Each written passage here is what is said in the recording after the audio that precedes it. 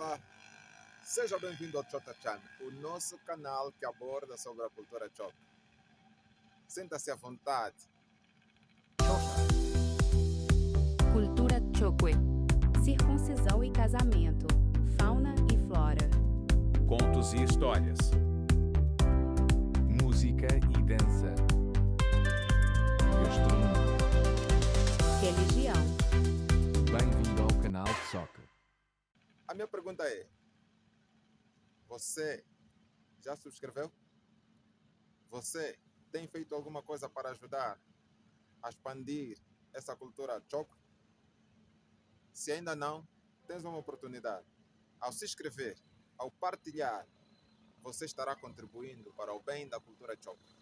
Espero que tenhas já subscrito. E se ainda não, dá uns minutinhos. Agora que você já se subscreveu, o provérbio de hoje é o seguinte: Timafunjila na iya mukwenu nyena pwakoho umone chocho mafunda. Timafunjila na iya mukwenu nyena pwakoho umone chocho mafunda. A tradução é: quando estiverem a enterrar a mãe do outro, do seu amigo, do seu semelhante, esteja aí presente, para que você aprenda, para que você veja como é que se enterra. A interpretação é aprender antes para fazer depois.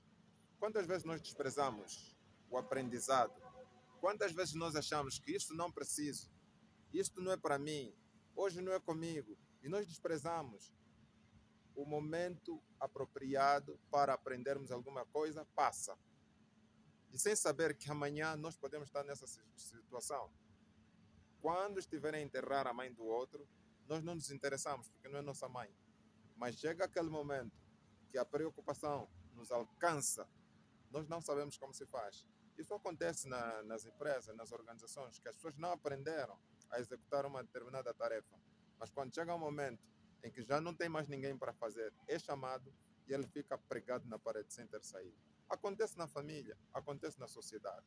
Nós precisamos aprender antes, porque tarde ou cedo vamos estar numa situação, numa circunstância de necessidade e vamos precisar executar, não mais aprender. Por isso, porque amanhã vai ser a tua mãe, você vai precisar fazer e não terá mais tempo para aprender. Espero terem gostado. Até a próxima.